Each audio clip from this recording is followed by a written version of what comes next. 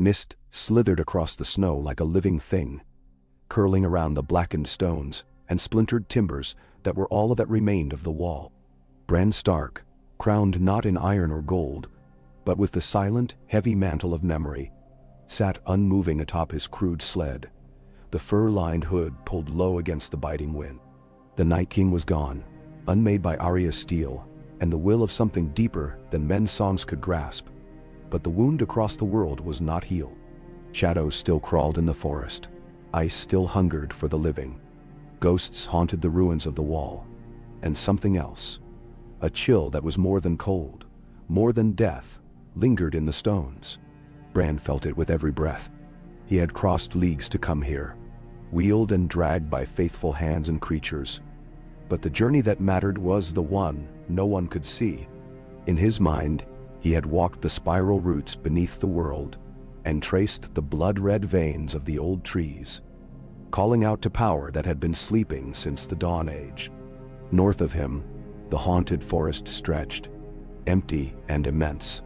South, Castle Black stood hollow, battered, its halls echoing with the uneasy steps of a few surviving brothers.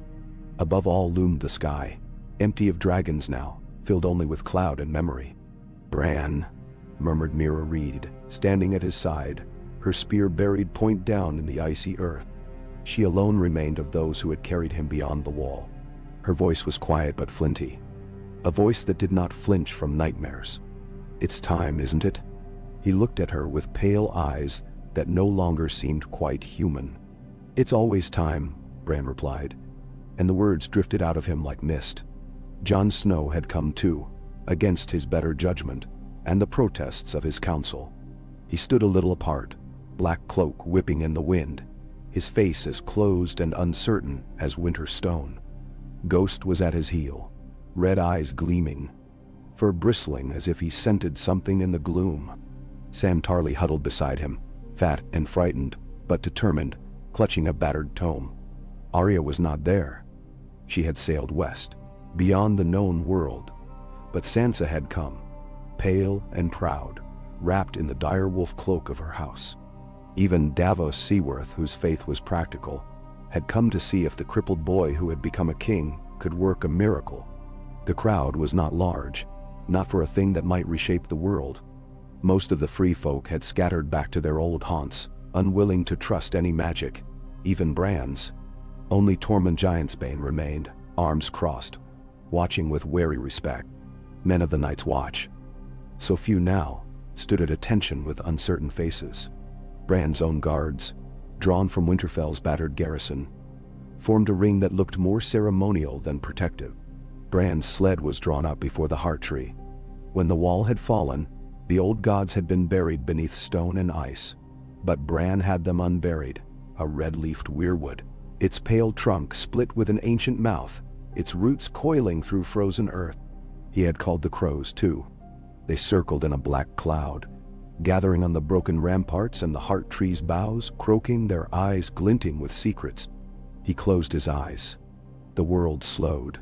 The ground trembled beneath him, not with any tremor of the earth, but with the pulse of something older, a thrum that moved through roots and stone, through snow and sky, through the blood of those who bore the gifts of the green sight. He let go of himself, slipping away from flesh and bone, moving down and down, falling like water through the branches and roots, falling into the memory of the land itself. He saw the wall as it had been, a thing of white stone and cold blue magic, raised by hands now dust, by the will of men who had made bargains with the old gods, and with stranger things still. He saw the children of the forest singing, their voices like the wind in the leaves, shaping ice with song, carving runes no living man could read. He saw the first Night's Watch, cloaked in furs and iron, their eyes hard with the knowledge of what waited in the dark. He saw the walls fall too, the great breaking, the dragons blazing, the dead pouring south like a tide. And he saw more. The web of the Weirwoods stretched across Westeros like a net, roots tangled deep as time. They were dying, all of them, root and branch, leaf and memory, thinned by axes, by fire, by forgetfulness. But they were not dead. Not yet. Bran reached for them, with all of the strength he had left. Not a king's strength, not a man's. The strength of the last green seer, the last bridge between men and gods. Help me, he thought. Or perhaps he did not think it. Perhaps it was only feeling, longing. A thread that ran through all the green and growing things in the world. The old gods were not men. They were not even gods as men understood them. They were the land, the stone, the stream. They were the wind that howled across the moors and the ice that swallowed the north. Bran let himself become nothing. Less than a whisper. Less than a breath. He let the Weirwoods fill him, fill the hollow spaces in his heart, fill the places that pain and loss had carved into him. He did not know how long he stayed like that. Time meant nothing in the green. But when he opened his eyes, the world had changed. Snow was falling again, thick and silent. But the flakes did not melt on his skin. They shimmered, hung suspended, glowed with the faintest green light. The wind had died. Everyone was watching him, all eyes wide and frightened. Mira's face was pale. "Bran?" she whispered, uncertain. The heart tree's mouth was bleeding. Thick, red sap dripped from its carved face. The roots quivered. Bran raised a hand as if to touch the tree, but he did not need to. The wall itself answered. With a thunder like the breaking of worlds, the stones began to rise. It was not as it had been. No, this was something new. From the ground, the shattered blocks and shards of ice and black stone moved, gathering, stacking themselves higher and higher. Snow fused with stone, stone with root, root with wind. All the weirwoods in the land, all the roots and branches that had ever stretched north, seemed to join in a silent song. The wall rebuilt itself. Not a smooth white rampart, but a thing of mingled life and death. In its center, veins of weirwood pulsed. Red against the blue-white ice, branches twisted through the stone, faces peering from the wall itself. Faces with red, weeping eyes.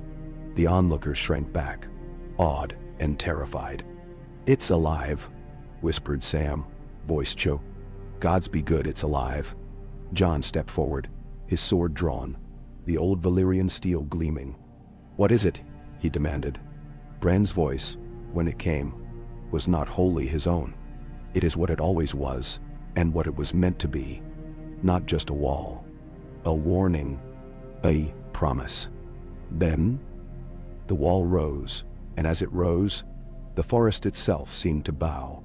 Branches twisted, leaves turned red and gold and green. The wind moaned, but it was not the voice of winter. It was the voice of something older. Crows rose in a cloud, circling the wall, screaming. The faces in the wall, faces of old kings, of children, of women, of things that were never human at all, opened their mouths and spoke, all at once, in a voice that was Bran's and not Bran's, a voice that was every memory the world had ever known. "The long night is over," said the wall. "So long as memory endures, so long as the old gods are remembered, the cold shall not return. Let the world forget, and the dark will come again." The stones settled. The snow ceased to fall. The wall, twice as high as before, stretched from east to west, a living rampart of root and stone and ancient will. Bran slumped in his sled, exhausted, barely conscious. Mira caught him before he could fall, her arms strong and sure. Jon stood staring at the wall, his face unreadable, Ghost pressed close to his leg. Sansa moved to Bran's side, her breath misting in the air. "What have you done, brother?" Bran looked at her with eyes that seemed almost blind. "I have given the North what it needs, a memory that cannot die, a promise the world must keep." Jon's sword lowered. He looked at Bran, at the wall, at the gathered watchers. "And if we forget?" he asked, quiet. Bran smiled, faint and sad. "Then the wall will fall. The dark will come again. It is always the same, Jon. We live, we remember, or we die." The sun was rising, pale and cold, casting long shadows across the new wall. The red leaves gleamed like blood. The crows settled in silence. For the first time in 1,000 years, The North felt safe, but not entirely at peace. Magic like this has a price. In the days that followed, tales of the living wall spread across Westeros like wildfire. Maesters scoffed, but the small folk whispered of faces in the stone, of red sap that flowed like blood, of the crows that watched and waited. Some called it a miracle, others called it a curse. The Night's Watch swore anew, but their vows felt different now.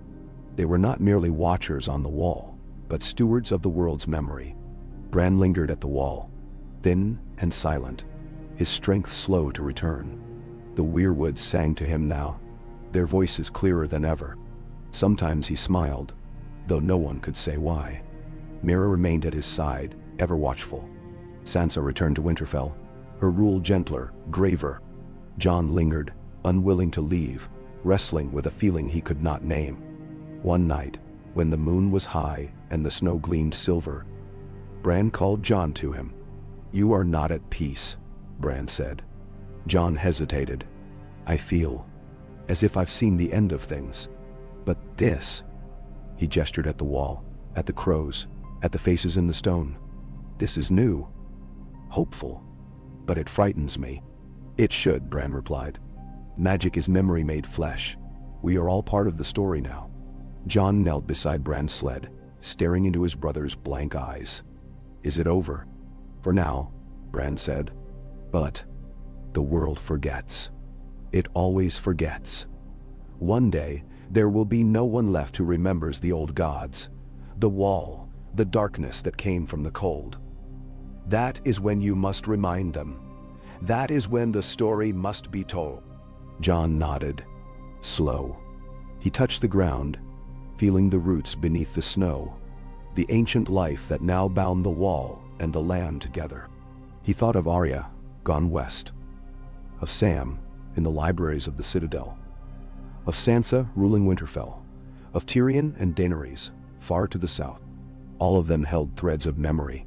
All of them were part of the promise. He stood, his black cloak snapping in the wind, and turned to the wall. In the months that followed, the wall stood strong. No White Walker, no shadow from beyond could cross its root-bound threshold. Spring crept north, the land healing. The wildlings returned to their homes, weary but grateful. The Night's Watch grew anew, swearing not just to keep watch but to remember. But Bran knew, deep in his bones, that nothing lasted forever. Already, south of the Neck, men whispered that the North was ruled by magic and monsters. Already, maesters plotted to understand, to measure, to dissect what could not be understood. Already, some dreamed of power, of breaking the wall again. The story would continue, as stories always did.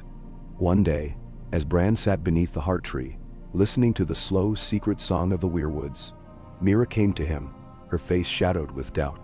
"Will it hold?" she asked. Bran nodded. "Aye." As someone remembers. She knelt beside him, the spear across her knees. "And if they forget?" Bran closed his eyes, hearing the distant howl of the wind, the echo of 1,000 old songs. "Then the dark will come again. But this time, we'll be ready. This time, the wall is not just stone. It is hope." He reached out, touching the heart tree with trembling fingers. The sap stained his skin red, like blood. He smiled, soft and sad. The story was not over. It would never be over. But for now, the wall stood, alive with memory and promise. Its faces watching, its roots deep, its magic a shield against the night. And as long as even one person remembered, one boy, one girl, one old maester or wildling child, the wall would hold. The long night would not return. Bran Stark, king of the broken and the healed, the last green seer, watched the sun rise over the new wall and felt, for the first time, that the world might endure. Okay. The wind from the east shifted, keening through the gaps in the living wall, and the crows, hundreds of them, black and sharp-beaked, burst from the twisted weirwood branches, flapping in sudden alarm. Their wings beat an old rhythm. echoing off the new stone. And for a moment the world seemed to hold its breath. John watched them rise. Even now, months after the wall's rebirth, the sight of it unsettled him. He could never forget the old wall, silent and cold, the way it had felt like a grave marker for a world that was always dying. This wall was nothing like that. It throbbed with life, roots squirming beneath the ice, red leaves fluttering among veins of living wood, faces peering from the pale trunks with eyes that sometimes seemed to follow you. Even the wind that slipped across it felt different, charged with the promise of memory. But there was an undercurrent to that promise, something not quite peace. John turned from the wall to the men gathered in the shadow of its rebirth. The watch, sparse but proud, cloaked in black and bearing scars. Tormund and his wildlings, unruly and wary, but respectful of the old magic. Sam back from the south with fresh scrolls and fresh worry in his eyes. Sansa visiting from Franvivese, stoic and gentle. They stood together now, beneath the bleeding heart tree, where Bran lingered in his sled, a small, strange king in a world that seemed no longer made for kings. Bran's gaze was distant, seeing things the rest of them could not. Some said he spoke with the wall at night. Others said the wall spoke to him. Sam knelt in the snow, prying open a thick tome. "There's no precedent for this," he said, squinting at a faded page. Maesters wrote that the wall was built by Bran the Builder, with the aid of the children and the giants. But nothing like this. The roots are alive. The faces change. Last night I thought I saw my own face in the bark. Nendersund. Tormund spat. "You don't want to see my face there, big man. Would give you nightmares." He grinned, but the grin didn't last long. His gaze wandered up the wall's twisting height. "The old ways are stirring. That's good for us, maybe. But good things can turn just as quick as a blizzard." Sansa stepped closer to Bran. "Is it true, brother, that the wall dreams? That it remembers?" Bran's eyes flickered, pale as glass, and for a moment something ancient passed over his face. "It does now. The wall knows every name carved in its stones, every oath swore on its cold breast. It remembers the long night and the fire that ended it.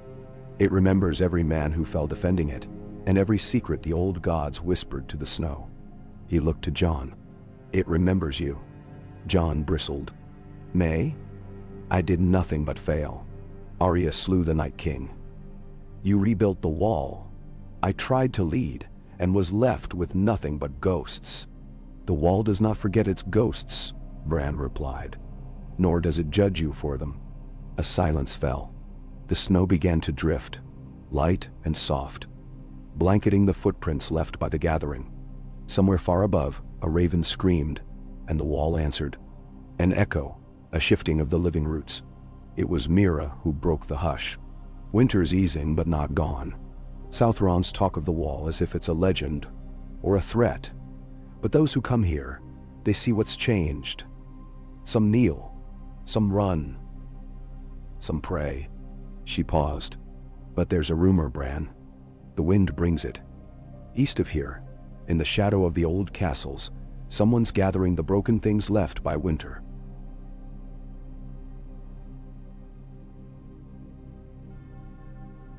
Something old. Bran did not blink.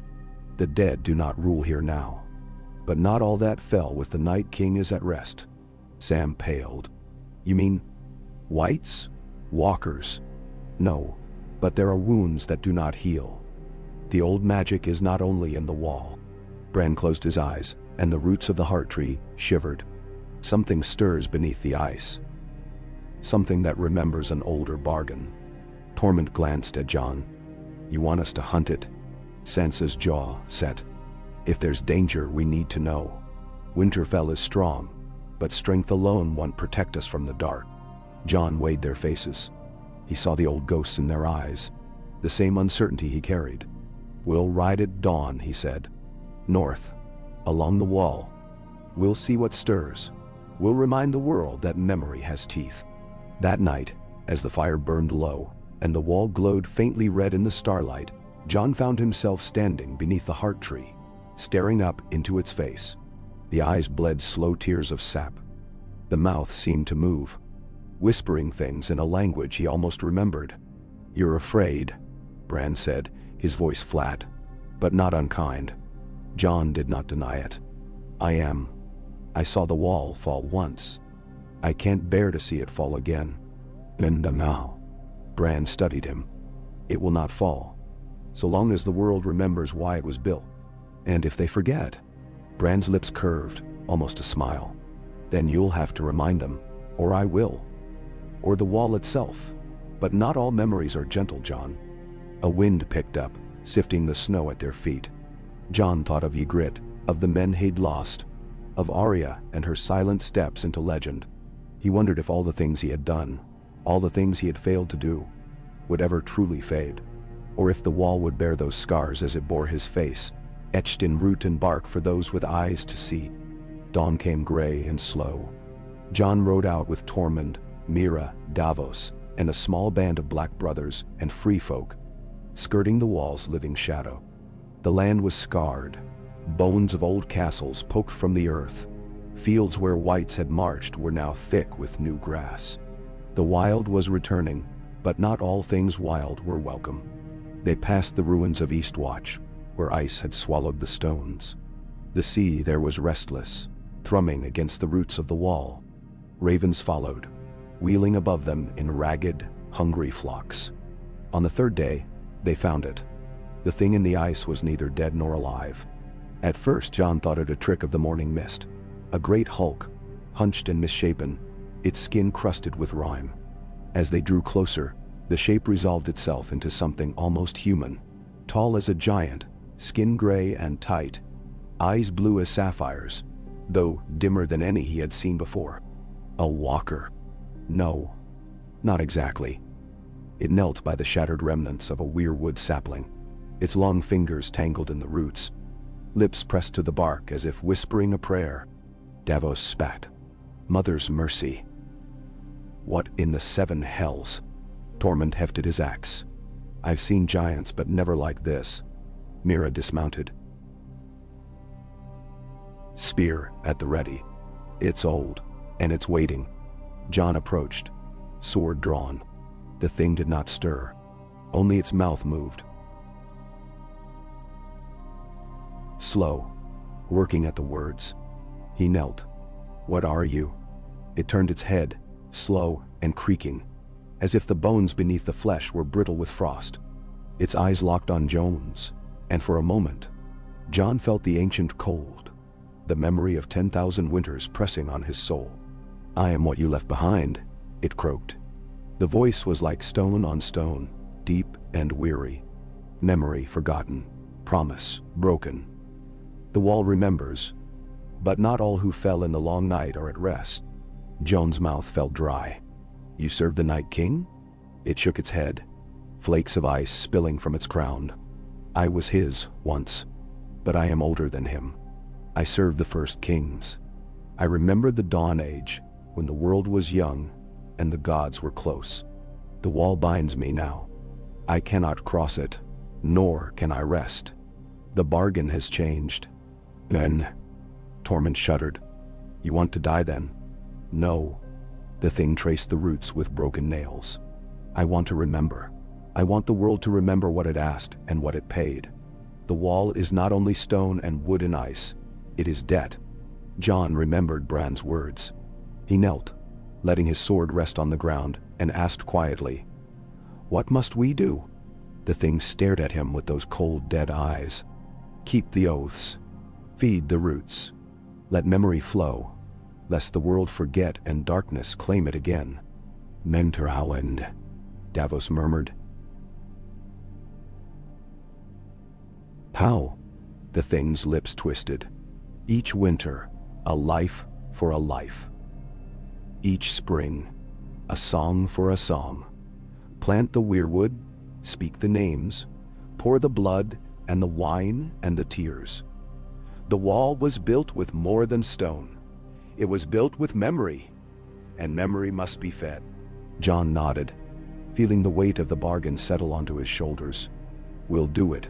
We'll remember." The thing leaned back, and as the sun touched its face, its body crumbled. Ice melting into earth, bones collapsing into dust. Only the roots remained, twisted and red, hungry for the world's offerings.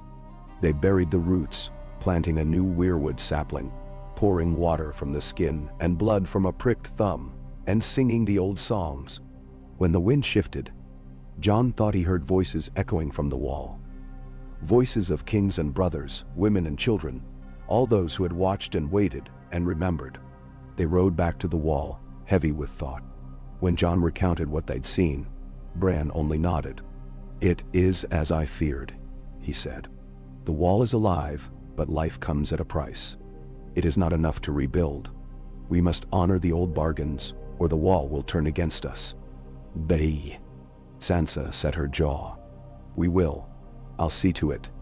At Winterfell, we'll keep the old god's memory. Every spring, we'll plant a weirwood. Every winter, we'll remember the names."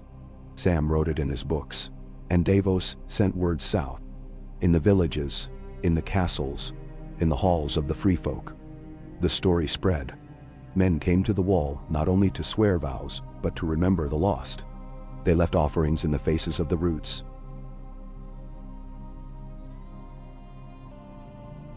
Songs, poems, locks of hair, old swords, bits of broken shield. The crows watched, and the wall shuddered, content for now. But it was not always peaceful. There were those who feared the wall's power, who saw in its living veins a threat to the authority of king and maester. Word came from King's Landing. The citadel demanded a delegation to study the wall and determine its nature. Sansa sent her steward to meet them at Moat Cailin, but the maesters were not so easily placated. One, a thin, sharp-eyed man named Maester Corbin, made his way north with a retinue of knights and scribes. He arrived as the first snows of the next winter began to fall, eyes wide with curiosity, and something more, envy perhaps, or hunger. He spent days at the wall, pressing Sam for answers, questioning Jon, even kneeling before Bran with endless queries. "What sustains it?" he demanded. "What makes the roots grow, the faces change? Is it sorcery, or some trick of the wildlings?" Bran regarded him coolly. "Memory, and blood, and belief. The wall is what you make of it, Maester." Corbin scoffed. "Superstition. I will find the truth, if I have to cut the wall apart stone by stone." No. He never left the wall. One morning, his scribes found his body slumped beneath the heart tree, his skin white as bone, his face twisted in silent horror. Bran said nothing, but after that, the maesters ceased their questions. The watch grew strong again, bolstered by the wildlings who wished to stand in the wall's living shadow. The wall became a place of pilgrimage, a shrine to the old ways, to the fallen, to the memory of all that Westeros had lost and gained. Arya returned at last from the west. She came alone, her eyes shadowed by all she had seen, her hands still quick and sure. She knelt before the wall and pressed her palm to her root, and the faces there shifted, and she smiled. Bran welcomed her home, and for a time, the Stark children gathered beneath the heart tree. 4 survivors in a world that had been remade by memory and loss. Sansa spoke of peace and politics, of the slow healing of the realm. Arya spoke of the wonders and terrors beyond the sunset sea. Bran spoke of dreams, of the endless river of time and the roots that bound them all. Jon listened, silent, his heart divided between hope and the knowledge that nothing endured forever. Spring came early that year, and the wall seemed to sigh with relief, its roots drinking deep of the meltwater, its faces blooming with red leaves. The villages prospered, the woods filled with game. The scars of a long night faded, if never entirely forgotten. One night, as the aurora danced green across the sky, Bran called his siblings to him. "The wall will hold for now, but the world is changing. Men will always forget. But you are memory too. Keep the story. Tell your children, and theirs after them. As long as the wall is remembered, as long as the roots are fed, the long night will not return." "Men are one." Jon nodded, hand on Ghost's head. Arya smiled, fierce and wild. Sansa wept, but her tears were hope, not despair. Bran looked up, his eyes reflecting the northern lights. We are the wall now. We are its memory. And so they remained, watchers on the living wall, keepers of an old promise, guardians of a hope that was stronger than stone. But far to the south, in the halls of the citadel, Maester Corbin's last writings were read by others, maesters with clever fingers and cold ambition. And in the heart of King's Landing, a boy with a sharp mind and a darker dream listened to tales of a wall that lived and remembered. Magic never dies, only changes its shape. The wall, alive with memory, would face new tests and new bargains. But for now, beneath the green and red of the heart tree, beneath the whispering roots and the circling crows, the land was at peace. And so long as one voice remembered, one song, one name, one sorrow, the wall would stand, and the night would remain at bay. Time moved strangely at the foot of the living wall. Seasons crept by.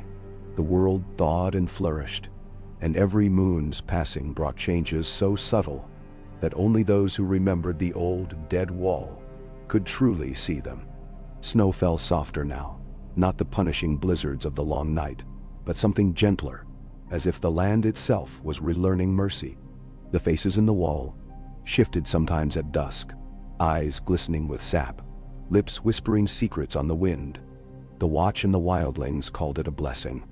Outsiders called it a curse. Jon Snow walked the top of the wall at sunrise, Ghost padding beside him, both white against the rippling veins of red and gray that marbled the ice and stone. He'd made a habit of these dawn patrols. They helped quiet his mind, reminded him that he was not only a keeper of old oaths, but a living witness to this new world. One with a memory that stretched deeper than even his own scars. Below, smoke curled from the chimneys of Castle Black. And in the distance, Winterfell's banners flickered on the morning breeze. He paused at the edge, looking out over the wilds north of the wall, now more forest than wasteland. Life was returning.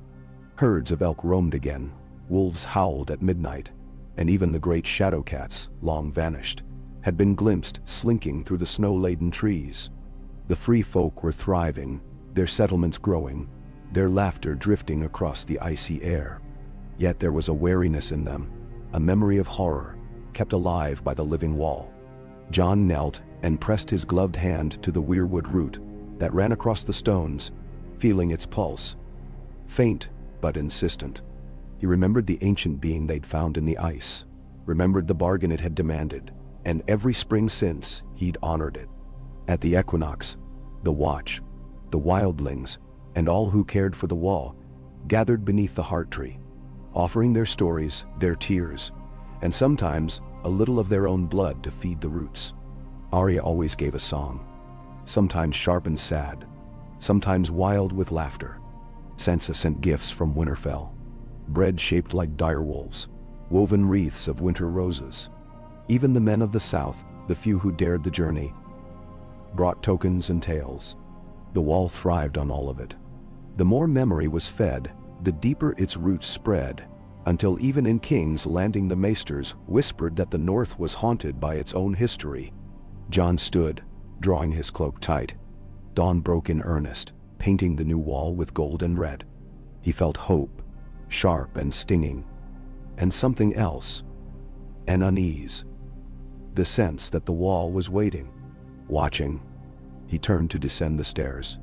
As he did, he saw Mira Reed pacing the yard, her face pinched with worry. She caught sight of Jon and beckoned. "We need you in the solar," she said, wasting no words. Jon hurried, Ghost at his side. In the solar, Bran waited, his pale eyes luminous in the early light. Sam was there too, hunched over a scattering of letters. Tormund leaned against the hearth, arms crossed. His wild hair shot with silver now. Bran's gaze fixed on Jon. "Something has changed." Jon nodded, feeling it in his bones. "The wall's restless." Sam pushed a letter forward. "There's more. Ravens from the south and from the Vale. The Citadel's sending more than just maesters this time. They're bringing priests, red priests, septons, even a few warlocks from Lys, They want to study the wall, understand its power. Tormund grunted. Study or unmake. Southron hands break what they don't understand. Bran's voice was calm, but Jon heard the strain beneath it. They're afraid. The old ways are rising, and they do not trust what they cannot command. Jon paced, cloak swirling. We can't refuse them. Not outright. But we won't let them harm the wall. Then? Mira's eyes narrowed. There are other rumors too. Free folk from the far north bring tales of a new cold. Something stirring beyond the last river, in the lands where even the old gods hold their breath. Bran nodded. The world balances on memory and forgetting. When men grow fearful, they try to rewrite the story. We must hold to the truth. Jon set his jaw. Then we greet these southerners and show them what the wall truly is. And if anything threatens it, magic or blade or fire, we stop it. Bran's lips twitched in the faintest smile. You always were stubborn, Jon. Tormund laughed. He's got a head like granite. Good thing too. It took a fortnight for the southern delegation to arrive. Their procession was a marvel. Golden armored guards, red-robed priests, white-cloaked septons, maesters in gray and black, all led by a somber lord from Old Town. With them came strange things. Glass candles that burned with no flame, cages of ravens bred for prophecy, scrolls heavy with forgotten spells. There were Lyseni warlocks in shimmering blue, their lips stained with dream wine, and a single, thin-faced man in black, whose eyes glinted with malice, rumored to be a blood mage from the ruins of Valyria. They gathered in the shadow of the wall, marveling, muttering, some crossing themselves with trembling hands, others gazing with hungry curiosity. Jon received them in the courtyard, flanked by Mira and Tormund, with Ghost silent and watchful at his heel. Bran sat at the head of the assembly, wrapped in furs, his gaze fixed beyond the mortal world. The maester spoke first. We thank you for your hospitality, Lord Snow. We come only to observe. The wall. It is a wonder. A living testament to the power of the old gods, perhaps even something older. A red priestess stepped forward, eyes burning like coals. We would light the wall with the fire of our Aelor, to see if the Lord of Light claims dominion over it. Fire answers fire. The Lyseni bowed, his accent thick. We would read its roots with spells of seeing, and dream beneath it with the glass candles. If the wall is memory, let us see what it remembers. Jon listened, his heart hardening. The wall is not a beast to be poked, or a relic to be plundered. You may study, but you do so with respect. If you threaten the wall, or the people it protects, you'll answer to me. Some bristled at that, but the priestess only smiled. We wish no harm, only knowledge. The Lord of Light seeks what is hidden. Bran's voice broke in, low but clear. The wall remembers. Be careful what you awaken. The southern delegation spent days at the wall. The priests burned their incense and chanted at dawn and dusk. The maesters measured and scribbled, pricking the roots for sap and muttering over it. The Lyseni sang in their own tongue, coaxing strange colors from their candles. The blood mage watched Bran with an unblinking stare, saying little, but always lurking in the shadows. At first, the wall was patient. It allowed their rituals, their questions. Faces shifted in the stone. Red sap dripped, but the air remained still, the roots undisturbed. But on the fourth night, something changed. The red priestess and the blood mage argued beneath the heart tree, their voices sharp, their languages clashing. Valyrian against Giscari, fire against blood. The priestess demanded a branch for her fire, the mage a root for his knife. Jon found them at the heart of their quarrel. The rest of the delegation gathered in a tense ring. The priestess' hands blazed with flame, the mage's knife gleaming darkly. The wall is not yours to dissect, Jon said coldly, hand on his sword. The priestess spat. You do not know what you protect, Jon Snow. The wall is alive, but so are vipers. The mage murmured, all life ends in blood, snow. It's the oldest magic of all. The wind howled, sudden and sharp. The faces in the wall twisted, eyes blazing crimson. Branches bent and snapped. The ground trembled, roots pushing through the snow. The wall's voice boomed, filling every ear, memory and warning, thunder and grief. You seek to cut what cannot be severed. You would burn what cannot be unmade. The bargain is kept in memory and blood, not fire and steel. Remember. Remember. The priests staggered back. The maesters fell to their knees. The warlocks gibbered in terror. Only Bran and Jon stood tall, ghosts snarling at their feet. The blood mage slashed at a root, and the wall screamed, a sound that cracked the air and sent crows fleeing into the night. The priestess flung fire, but it guttered and died in the snow. The ground opened beneath them, swallowing the mage and the priestess, their shrieks cut short. The roots closed over the gap, red sap flowing thicker now, staining the snow with the memory of violence. The delegation broke, fleeing south in terror, their scrolls forgotten, their candles smashed. Only the maester from Old Town lingered, face ashen. "We meant no harm," he whispered to Bran. Bran's eyes were clouded with sorrow. "No harm comes without intent. Tell your brothers, the wall remembers, and it will defend itself." "Damn?" The maester bowed low, then fled with the rest.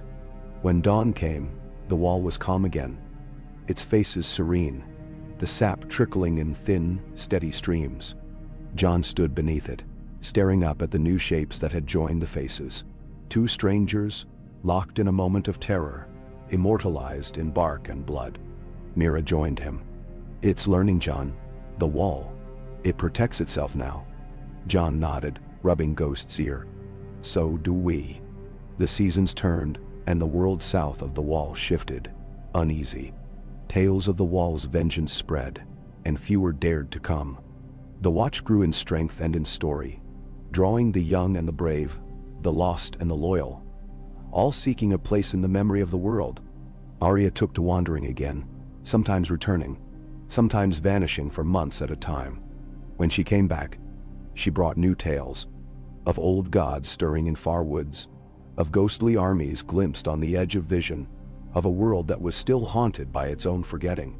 Sansa's reign in Winterfell became legend. She ruled with wisdom and steel, her words carrying the weight of the wall's new bargain. The North prospered, but always there was the reminder. Remember, and the wall will stand. Forget, and all is lost. Bran aged slowly, or not at all. Some said he was becoming more tree than man, that the roots of the heart tree had claimed him. Sometimes he spoke with the wall, his lips moving in silent communion. The crows clustering close, as if listening. Jon grew gray at the temples. The scars on his heart faded but did not vanish. Each spring, he led the rites at the wall. Each winter, he walked the battlements, reminding himself of the cold, of the cost, of the reason they remembered. He dreamed, sometimes of the long night, of blue eyes in the dark, of cold that ate the soul, of a wall that was nothing but stone and silence. He woke from those dreams with Ghost pressed against him, warm and alive, the sound of the wall's heartbeat in his ears. Years passed. The world changed. In the far south, dragons returned to the sky, and men began to speak of magic without fear. In the far north, the ice retreated, revealing things long buried, ruins, bones, memories. The wildlings built new villages, free and proud.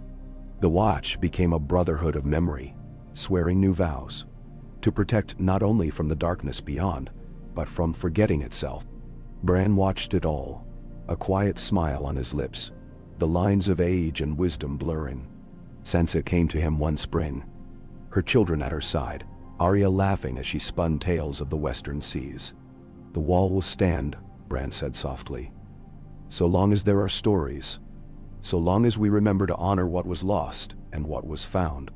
Jon listened, heart heavy but hopeful. He pressed his hand to the root, feeling the pulse beneath his skin, and whispered the names of those he had loved and lost. In the end, it was not fire or sword or even winter that guarded the world, but memory. The wall, alive with old magic and older sorrow, stood watch over the realm of men, not only a barrier, but a promise, a living testament that no darkness would go unremembered, no hero unsung, no sacrifice wasted. And for as long as one person remained to tell the tale, the wall would endure, and the long night would never return. Okay. The years stretched onward as the living wall settled into the bones of the North, a constant sentry beneath storm-wrought skies. Time, that tireless thief, changed faces and faded banners, but the wall endured, its memory blooming ever deeper, the root and stone and sap of its purpose twined into every life that touched its shadow. Jon Snow aged slowly, weathered by wind and loss and long patrols in the frozen dawn. The streaks of silver in his hair grew broader, and his gaze deepened with every tale told at the heart tree. Every night he spent listening to the wind whistle through the living branches. Ghost stayed faithfully at his side, now a grizzled hound whose growls and howls echoed through the wilds, warning off what darkness yet lingered beyond. Winters passed, each one softer than the last, though the North was never truly free of cold. The land beyond the wall, which men once called the Haunted Lands, now teemed with life. A wild, rough harmony returned to the world. Snow fell, but melted quickly into the ground, feeding groves of young weirwoods that rose where no trees had stood for centuries. The free folk thrived, building villages of stone and timber, teaching their children the names of ancestors, both wildling and crow, who had faced the long night together.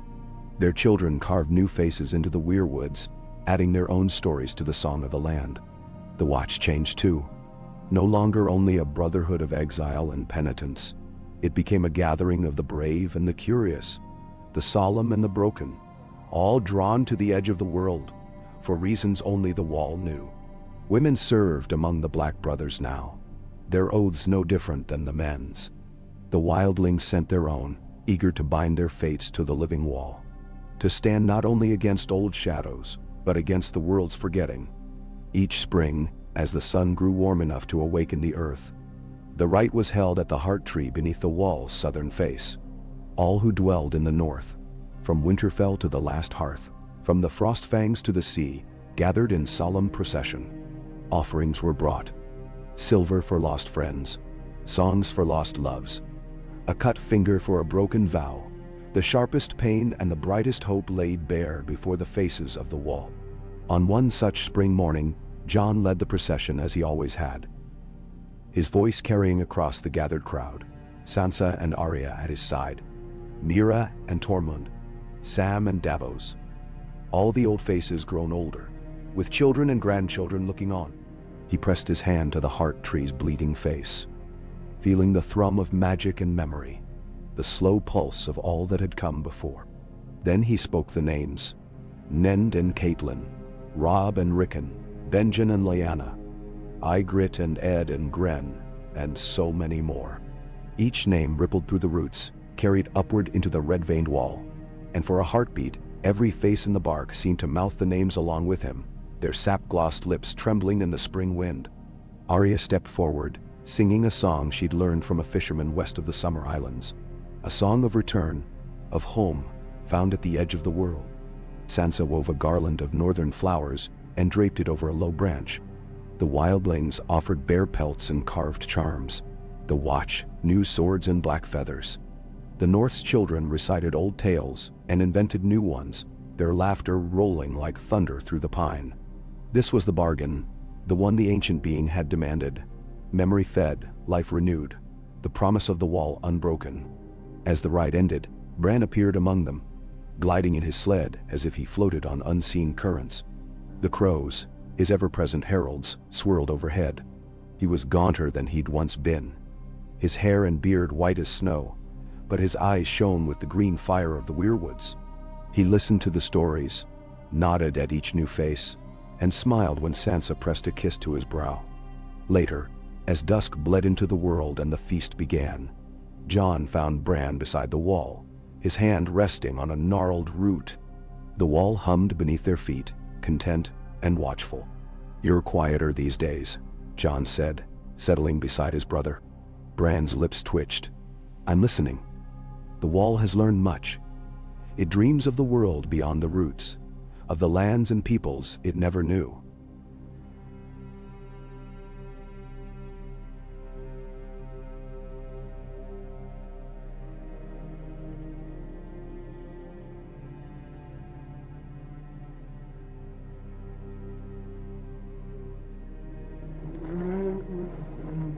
"Is it at peace?" Jon asked. Bran tilted his head. "For now, but the world is never truly still. There are maesters in Old Town plotting even now, hunting secrets. There are lords in the south who fear what the wall means, what the north might become." Jon scowled. "Let them come. The wall remembers. It defends itself." "Menendesawa." Bran smiled, old and sad. "Yes, but memory is not always gentle. If the wall is threatened, it may defend itself too fiercely. It remembers loss too." A silence stretched between them. Jon looked up at the carved faces, at the play of moonlight and sap, and wondered what price would one day be paid for their new peace. A week later, the world changed again. At Winterfell, a raven arrived. No ordinary bird, but one with feathers so black they shimmered blue in the light. Sansa opened the scroll with careful hands. The seal was unfamiliar, a stylized dragon entwined with a weirwood root. "My queen."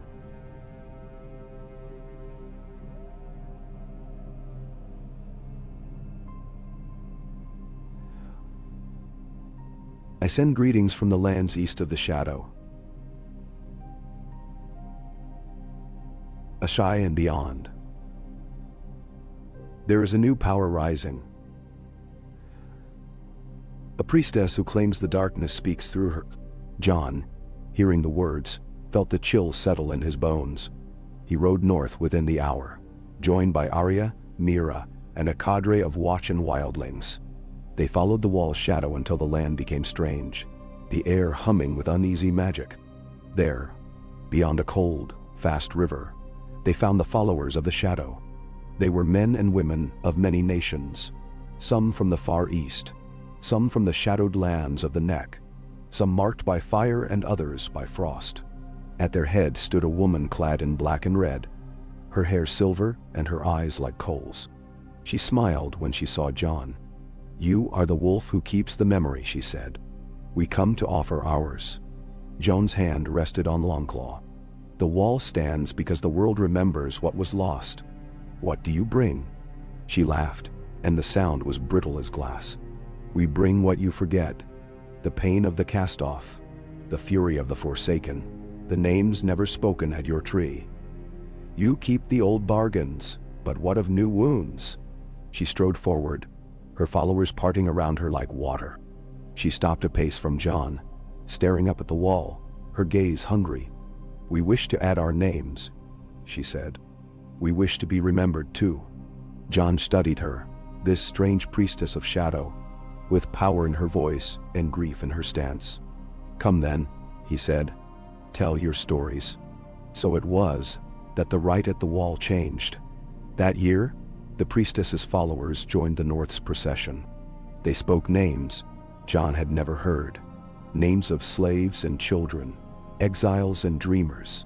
They wept for the lands beyond the world's end, for cities drowned by shadow, for the dead no one else would mourn. As their stories spilled into the roots, the wall trembled, sap gushing like tears. New faces appeared, sharp-featured, foreign, wild, joining the old, carved into the memory of Westeros itself. The land shifted in subtle ways. The wind now carried songs from the east. The crows learned new calls, strange and mournful. The wildlings' children dreamed of cities made of glass and bone, and sometimes, the wall glowed faintly with colors unseen. Bran told Jon one night as they watched the stars, "The wall is not just the North's memory now, it's the world's." "And is that good?" Jon asked. "It is necessary," Bran answered. "The world grows smaller. All our stories mingle. The bargain must expand, or it will break." Then, as years passed, the wall became a destination for all who needed memory. A knight from Dorne rode north with a harp, singing of his fallen prince. Aeder from Qarth offered tears for a city lost to sand. A maester from Old Town, gray and tired, confessed to burning old books and begged the wall's forgiveness. Each memory became another thread in the tapestry, each offering another stone, another root, another face. But with every new story, the wall grew heavier, slower, burdened by its own abundance. The sap ran thicker. The faces sometimes wept in daylight, sorrow and joy mingling in the spring rain. One winter, when John's hair was all white and Bran was silent for weeks at a time, a storm came up from the north, fiercer than any since the long night. The sky was iron, the wind howled, and the wall groaned with the weight of its memory. The land shuddered, wildlings and watch clinging to hope in each other, all eyes fixed on the wall. That night, the wall spoke, not in voices, but in dreams. Every soul near it saw the same vision.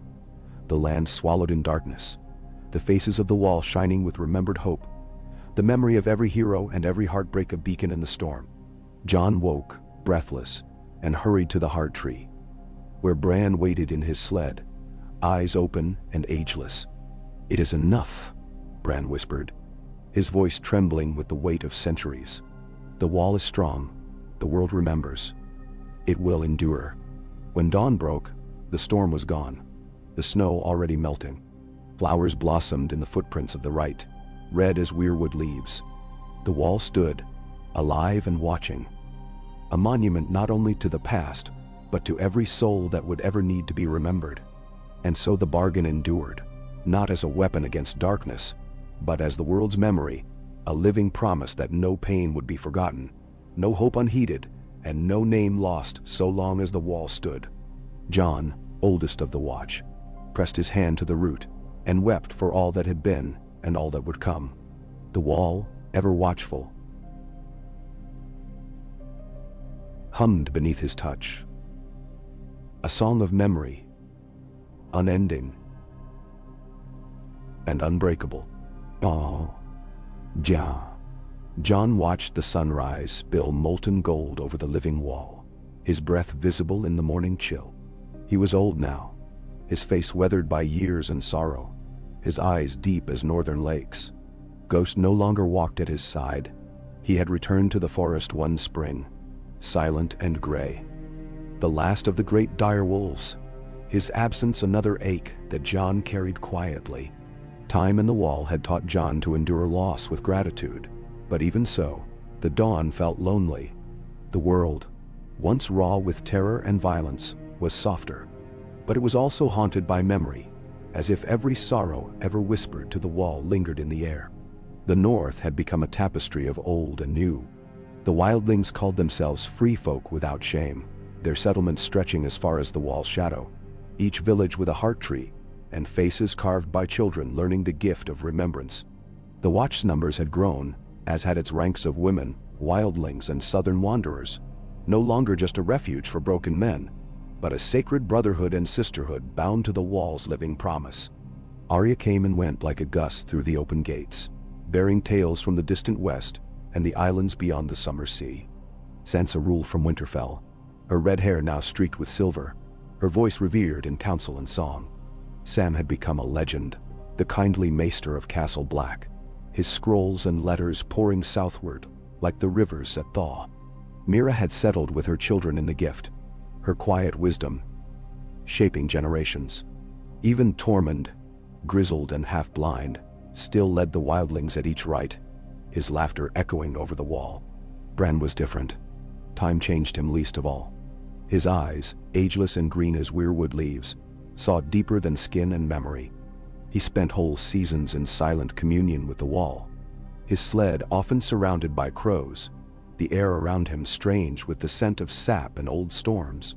Spring's rite came again, drawing crowds from every corner of the world. The wall, its living faces so numerous that the bark itself seemed to ripple, throbbed with a tension that John could feel in his marrow. This spring was different. The wildflowers bloomed earlier, their colors more vibrant. The rivers ran faster. The very air bristled with expectation. On the morning of the rite, a procession arrived from the far south. Men and women of Dorne and the Reach, an old Crannogman with frog-speared banners, a dozen Lyseni warlocks whose eyes glittered with anticipation. There were even a few silent sisters from the faith, faces veiled, their voices softer than the wind. They brought gifts, seeds from the summer isles, sand from the red mountains, bones of old kings and queens, broken swords, jars of rare honey, scrolls of prophecy and regret. Each one knelt at the heart tree, touching the roots, whispering their stories, weeping or laughing as the wall drank them in. The sap that bled from the tree was thick with color, rurred in gold and black, shimmering like oil in the sunlight. John, standing before the heart tree, felt the weight of 1,000 years pressing down on his shoulders. When he spoke the old names, Nend, Caitlin, Rob, Benjen, Liana.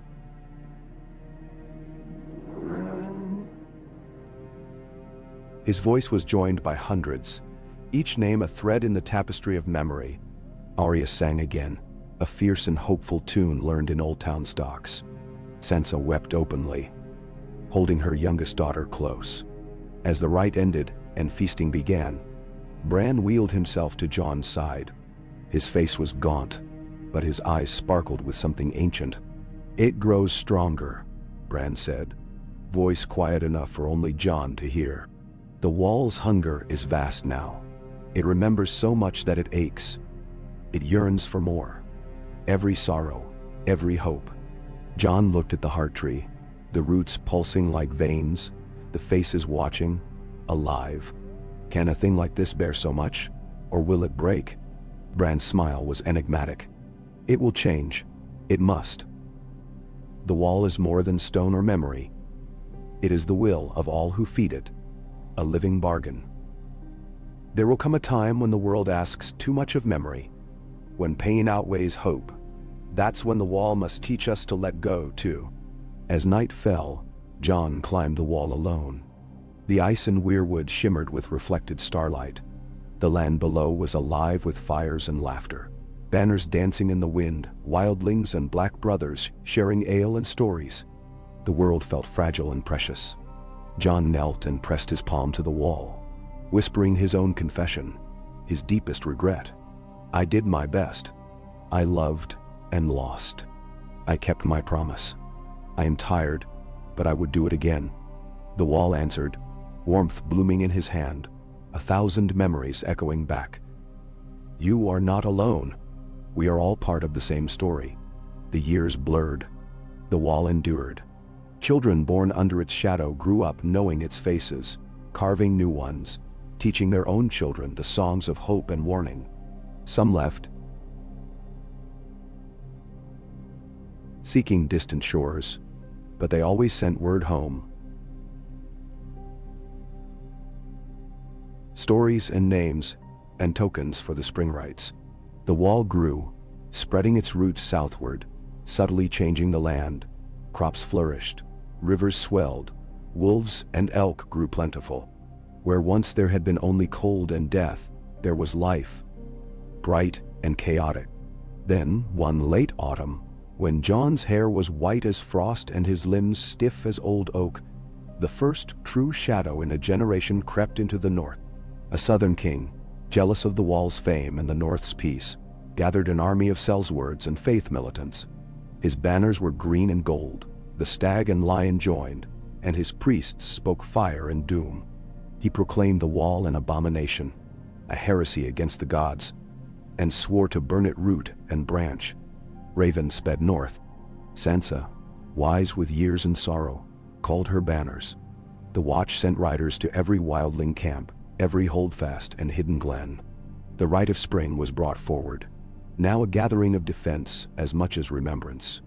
On a cold morning, Jon watched from the battlements as tens of thousands gathered beneath the wall. Wildlings, Northmen, Dothraki exiles, Sarnori nomads, Dornish spearmen, Lyseni magicians. Even old maesters came, clutching their books like shields. The wall hummed with anticipation, its roots pulsing, its faces alert and grim. Bran appeared beside Jon, his sled pushed by Mira's oldest son. Bran's eyes seemed to glow with the sap of the wall, his voice deeper than before. It comes now, John. The test the wall has awaited. Memory and forgetting, hope and fear. We must stand, not in anger but in truth. John nodded, Longclaw at his hip, his hand trembling only slightly. We are ready. The Southern army marched on the wall. They came with fire and catapults, with oil and blessed water, with songs of righteous vengeance. They hurled burning brands and quarrels. Their priests called down the fire of their god, and the sky burned orange and blue. The wall did not break. Its roots rose, twisting like serpents, swallowing flame and bolt alike. The faces in the bark twisted, mouths opening in silent warning. The very earth trembled, and a chill wind swept the battlefield, freezing banners in place. Bran spoke, his voice echoing from the wall, old as mountains, full of every memory the world had ever known. You have forgotten what it means to remember. You come with hate and fire, seeking to unmake what only memory and mercy can sustain. Leave your fear behind, offer your hope, or leave. Some listened. The youngest dropped their swords, kneeling to touch the roots. The priests hesitated, fire guttering in their hands. The king raged, ordering his men forward. But the wall's roots rose higher, encircling his knights, turning weapons to sap and stone. The battle ended before it truly began. Most turned back, weeping or silent, casting their weapons into the snow. A few, hard, cold, unyielding, charged the wall. Its roots claimed them, their names joining the chorus in the wood. When it was over, the wall glistened with new faces, fearful, proud, regretful, hopeful. The North rejoiced, but mourned too, for even victory carried sorrow. That night, Jon stood beneath the heart tree, Bran at his side, Arya and Sansa and Sam with him. They watched the sap bleed slowly, the faces shimmer in the torchlight. Bran spoke softly. The world is safe again, but the bargain endures. Remember this day, not for war, but for all who found the courage to change. Jon nodded, weary but grateful. We will remember. He turned from the wall for the last time, heart lighter than it had been in years. The night was calm, the air full of promise. The wall stood behind him, alive and vigilant, its roots running deep as the world itself. Years later, when Jon was only a memory, the children of the North came at each spring's dawn to carve new faces and speak new names. The wall's song was endless, a living symphony of hope, loss, and the promise that as long as even one person remembered, the darkness would never again swallow the world. And in the marrow of the land, where root and stone entwined, the wall whispered a single, eternal truth. Memory is life. To remember is to endure. And the story never ends. Okay. Well, the snow fell in slow, lazy spirals as Sansa Stark stood beneath the heart tree at Winterfell. Her gloved fingers pressed against the old wrinkled bark, her breath misting in the early dawn. The world had changed so much since she was a girl weaving through these same Godswood shadows. Changed, grown, healed, but never forgotten. Memory lingered here like a living thing, in every root and stone, in every whisper of wind through the red leaves, in the ghosts of voices that sometimes answered when she spoke softly to the tree. She was alone, but not lonely. The North was busy with life. The fields were rich and wild. Children's laughter pealed from the walls, and wolves prowled the forests, unchallenged. The memory of the wall's last trial, when Southern banners had dared rise against it, only to be turned back not by sword or flame, but by the wall's own living magic, was a story now retold at every hearth.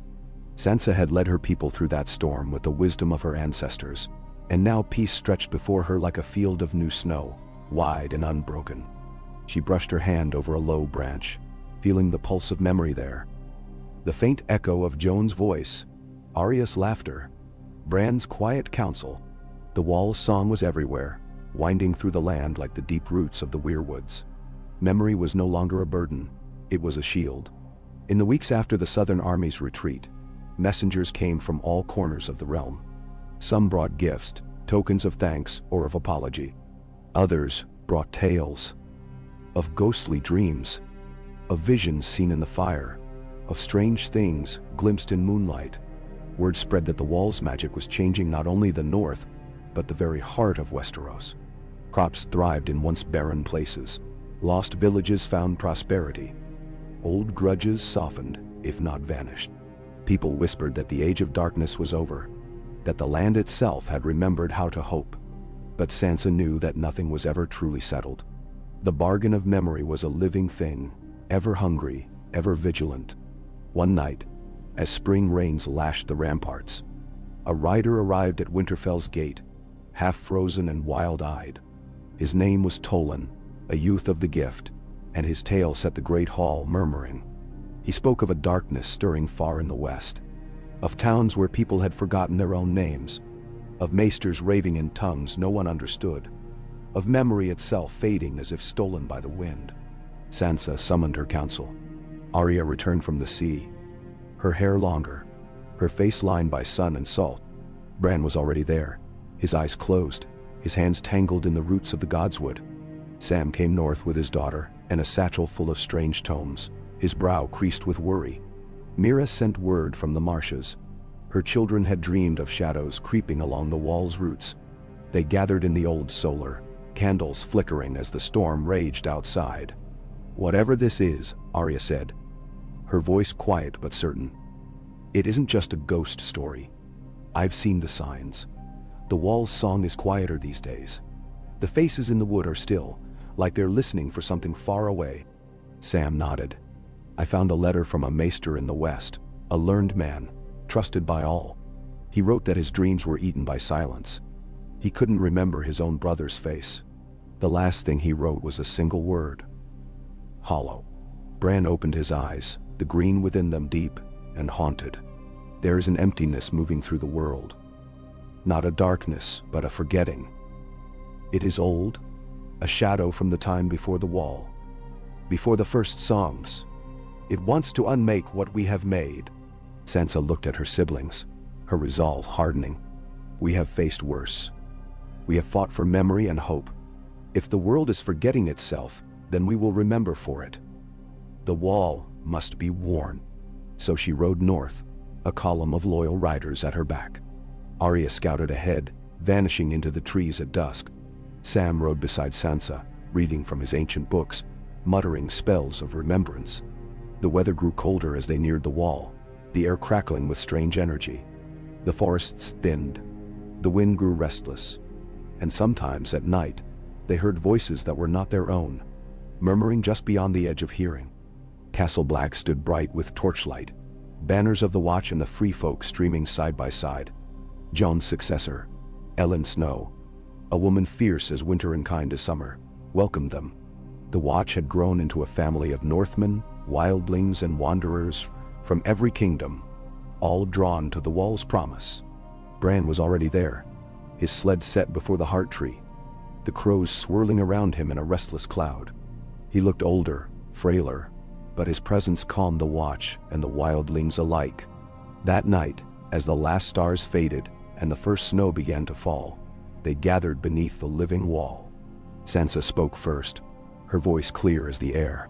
"There is a forgetting in the west," she said, "a silence eating memory, unraveling the stories that bind us. The wall is our memory, our promise. We must strengthen it, together." And Bran's hands trembled as he laid them on the roots. "The wall's memory is vast, but it is not endless. If the forgetting spreads, it will weaken even here. We must feed it more than sorrow and loss. We must give it hope and new stories." The people of the North and the Watch began their rite. Not just the old names, but new ones. Children born, loves found, friendships forged. Sansa recited the story of the wall's last stand, not as a tale of war but as a testament to unity. Arya spoke of the wide world and the wonders she had seen, each memory a thread strengthening the wall's roots. Sam read from his daughter's diary, her child's voice a bright spark in the night. The wall responded. Its faces glowed faintly, their features softer, their eyes less sorrowful. The roots pulsed, sap running bright as molten gold. A wind rose, fierce and clean, scattering the last of the forgetting like autumn leaves. In the heart of the wall, Bran whispered something no one else could hear. A promise, old as the stones and new as the dawn. The crows quieted, the air stilled, and for a moment, the world remembered itself fully. After, as the dawn broke soft and pink, Sansa walked the wall with Arya. They spoke of their childhood, of wolves and gardens and secret tunnels, of little fingers clutching snow in the dark. The wall listened, and the land felt safe. But Bran remained by the heart tree, eyes closed, mouth moving in silent prayer. When Sansa approached, he opened his eyes, and she saw the first tears she'd ever seen in them. "It's never over," Bran said softly. "The world will always forget. That is the shape of things. But as long as even one person remembers, as long as a single story is told, the wall will endure. And so will we." And Sansa knelt beside him, her hand finding his, warm despite the cold. "Then we'll tell the stories," she said. "We'll remember." The sun climbed higher, and the snow on the wall glittered with color. 1,000 faces watching over 1,000 memories. The land below was alive with spring's promise, but in the shadow of the wall, the promise was older, deeper, unbreakable. Years would pass. Old names would fade, new ones would take their place. Storms would come and go, darkness would threaten, and peace would be hard-won again and again. But the wall, alive with memory, hungry for hope, would stand. And so the bargain continued. The people of the North, the wildlings, the Watch, and all who found their way to the living wall, became the memory of the world. And as long as one heart beat with love and longing, as long as even a single voice whispered a story to the wind, the wall would endure. So would Westeros. This was the promise. The hope at the end of every winter. Memory and mercy, bound together by root and stone and blood.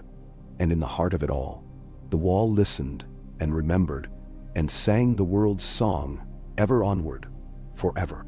Wa, come, be, pa.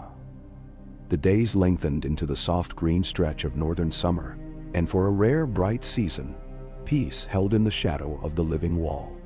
Fields flourished across the Gift and beyond, their harvests heavy with grain and color, and the rivers ran full with the melt of winter past.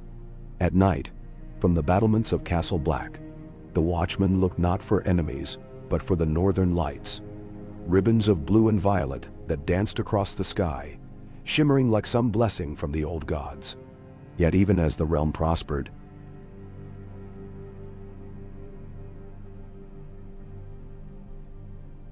Sansa Stark felt the subtle unease that clung to the air, a tension just beneath the surface, as if the wall itself was waiting for something the world could not yet name. She had returned to Winterfell, leaving Arya and Sam at Castle Black, the two of them busy assembling new histories, writing down not just the great deeds of kings and queens, but the stories of common folk, the little moments that, together, fed the wall's memory. The words of the rite had changed, evolving into an ever-growing song that included every tongue and faith in the land, from wildling chants to southern ballads to strange whistling harmonies taught by travelers from east of the Rhoyne. The North, once insular and wary, was now a crossroads of stories, and for every new face at Winterfell's hearth, Sansa listened with patience and care. Each visitor brought something precious: an old coin, a scrap of bone, a tale of lost love or redemption, or impossible hope.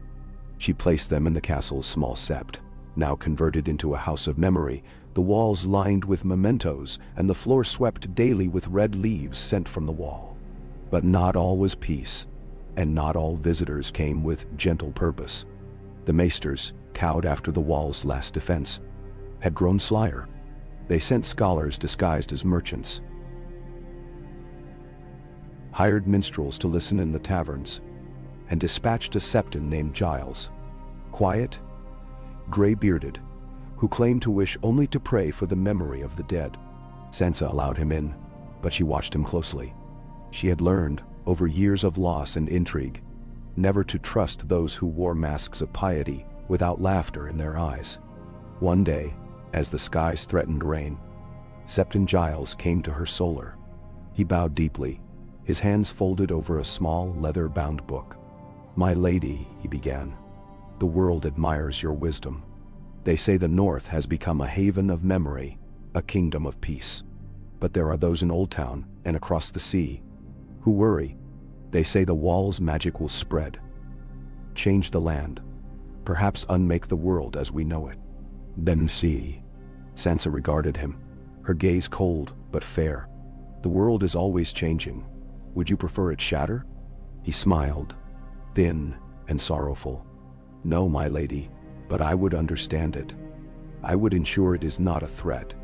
Magic is a wild thing, and even a memory can become a weapon." Sansa let him finish, then stood. She walked to the window, looking north, where the wall gleamed faintly in the sun. "The wall is not a sword, it's a promise. We defend it not with fire and steel, but with stories and truth. If you wish to help, bring your own memories. Share them at the next rite. Only then will the wall know you." He bowed again and left, but Sansa's heart was heavy. In every war, memory was the first battleground. Lies could take root as quickly as love. When the next moon was full, Sansa rode north once more, accompanied by her son Robb and her youngest daughter Lyanna. The air was charged as they crossed into the Gift. Travelers thronged the road. Free folk on ponies, Braavosi sailors come to see the wall, a party of Septons chanting prayers. All moved north, pulled by the silent song of the wall, as if the land itself wished to bear witness.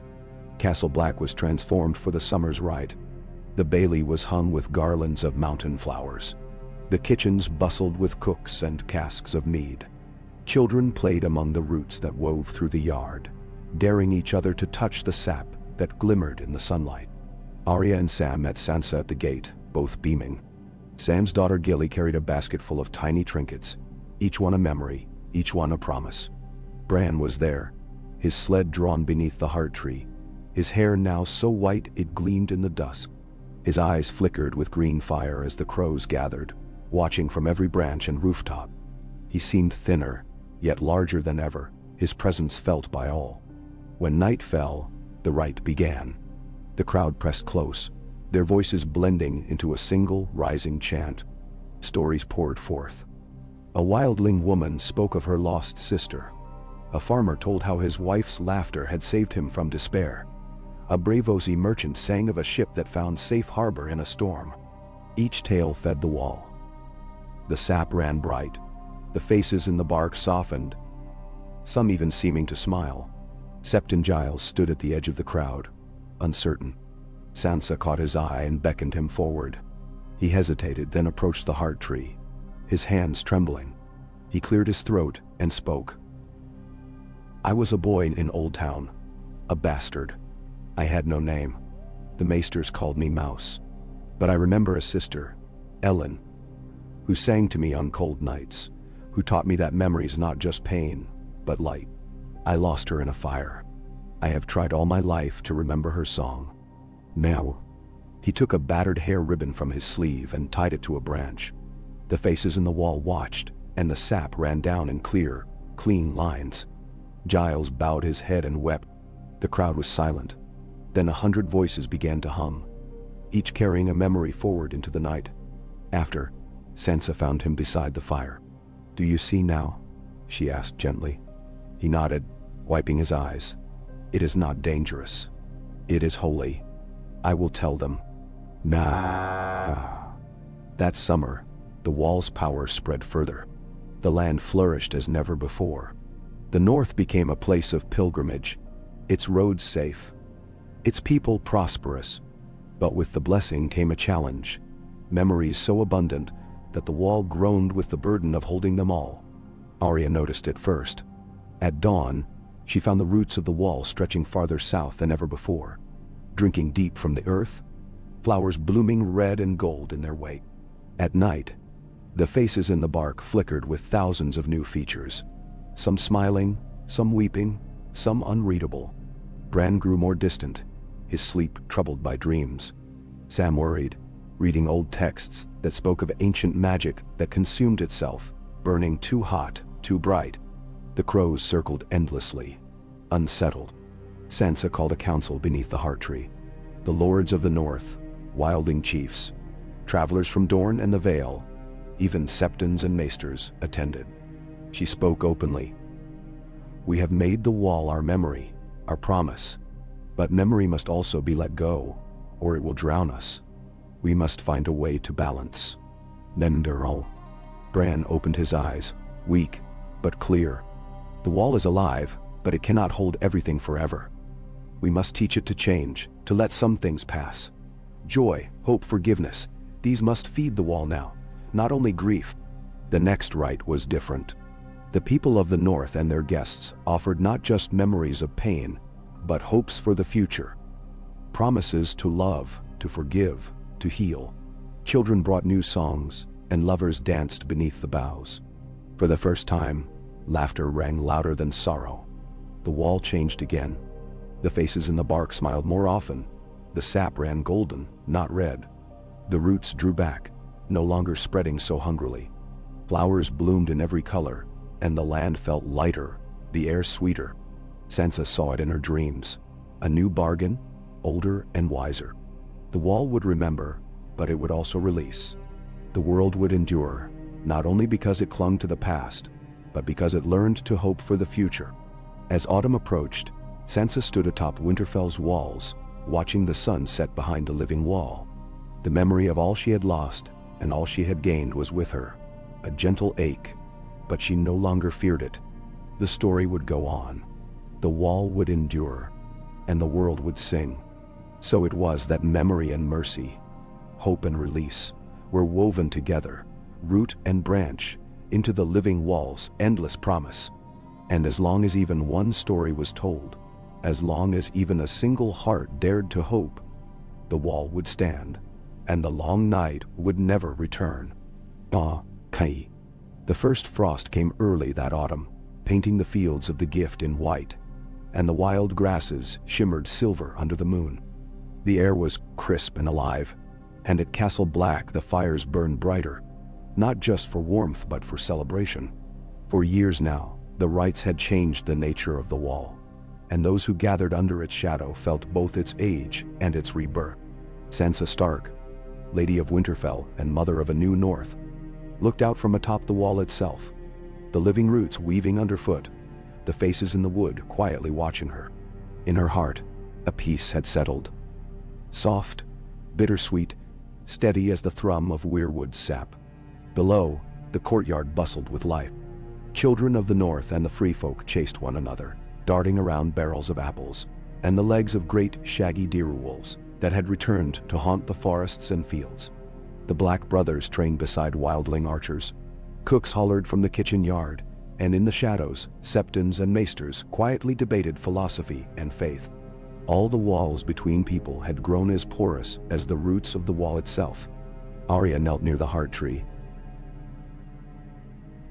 showing a ring of children how to carve a simple face. Sam read stories in the new library, his voice mingling with the murmur of the wall. The crows watched, curious and unafraid, and Bran, old as the wall it seemed, dozed in his sled beneath the boughs, dreaming deeper than sleep. Yet there was unease, like a shiver through the earth. The wall remembered much, but it had begun to dream for itself, and not all its dreams were gentle. It began quietly. Some faces faded from the bark, their features blurring until only a hint of their eyes or a curve of their smile remained. The elders whispered that the wall was learning to let go, to release the weight of pain and memory as Sansa had hoped. Others saw in the vanishing faces a warning, a sign that forgetting, like a slow rot, could creep back if vigilance waned. At the edge of the world, beyond even the wildest camps of the free folk, travelers whispered of strange shadows in the woods. Hunters told of waking in the night to find themselves alone, their companions' names lost on their tongues, their memories faded like breath on glass. Some said the forgetting was moving, a cold wind that scoured stories from the land. Bran woke one night from a dream so deep that even the crows fled, cawing in alarm. Sansa found him at the heart tree, his hands pressed hard into the bleeding wood, his breath shallow. "The wall is calling," he whispered. "Something is coming. The world is testing us, testing memory, testing mercy." Sansa called a council. Arya and Sam, Mira's grown children, Ellen Snow of the Watch, and wildling chiefs with painted faces gathered in the hall beneath the living root that curled through the ceiling like a frozen bolt of lightning. The stories poured out. Lost names, blank dreams, a hollowness in the world that not even hope could always fill. Arya frowned, her gaze fierce. We must ride north. Find this forgetting. If it is a sickness, we'll cure it. If it is a curse, we'll break it. Sam, gray at the temples but bright-eyed as ever, nodded. The old texts speak of a shadow that comes when memory grows too heavy, when the world refuses to forgive itself. Maybe the wall has taught us to remember, but we must teach it to forgive. Bran's voice was the softest, yet strongest. We must carry both, memory and forgetting, grief and hope. That is the new bargain. So they rode north, a party of all the wall's children, Stark and Wildling, Watch and Wanderer, the old and the young. They passed villages where stories were fading, where the faces in the trees seemed to sleep. In the haunted forest, the stars themselves felt dimmer, the air heavier, as if something moved unseen between the roots. At last, deep in the woods, where the aurora flickered lowest and the ground itself hummed with old magic, they found it. A clearing ringed with black weirwoods, their leaves gone, their bark slick with frost. In the center stood a man, or the shadow of one, clad in rags, his eyes empty and cold. All around him, the air shimmered with a silence that devoured words. He did not speak. He did not need to. The forgetting rolled off him in waves. Sansa stepped forward, her cloak billowing. She called out names, her mother's, her father's, her brothers and sisters, her children, Jon.